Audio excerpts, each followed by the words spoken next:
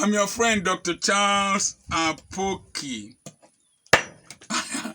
Most of you will be wondering what a medical doctor, a pastor of my standing and reputation is doing what I am doing.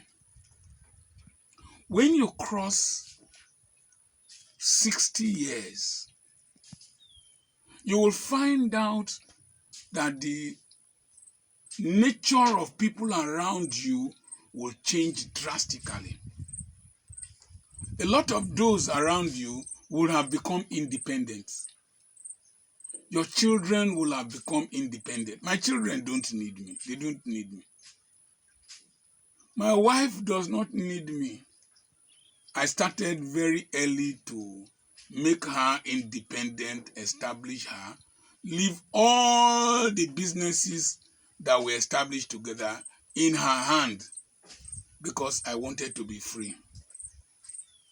The Bible says, jealously guard your heart. Out of it spring the issues of life. What I'm doing now is an alternative to what I've done with my children, my wife.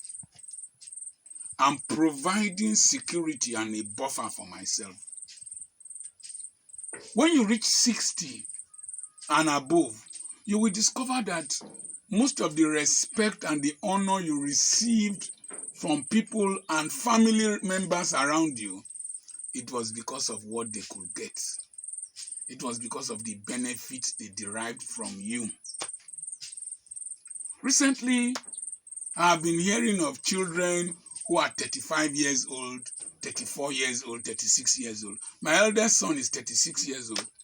I was telling him recently that I know his mother, but I don't know his father because I delivered him from his mother's birth canal. So I know his mother. I delivered all my children. But I don't know his father. His father is still a probability. That Dr. Apoki is his father. It's a probability until it is proven otherwise by DNA analysis. I've seen a man 40 years old. He was told by his mother that this man is not your father because the boy has become independent and the man has become vulnerable. So one day I sat down and I was imagining, I was trying to conjure it in my spirit. Just to imagine that all my children are not my biological children. I tried to manufacture the pain I will feel. I did not feel any pain because I jealously guard this heart. I'm responsible to my wife or for my wife, my children, but I also love myself. What I'm doing here is a collateral for my future. When you reach 60 and you cross 60, pray that you are never broke. You will be surprised at the behavior of your wife, behavior of your children.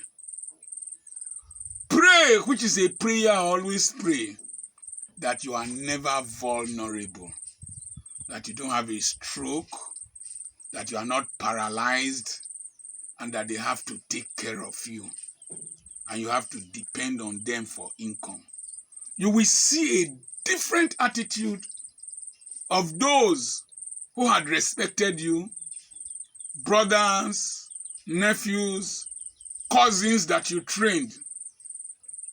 They will behave differently. You can't blame them.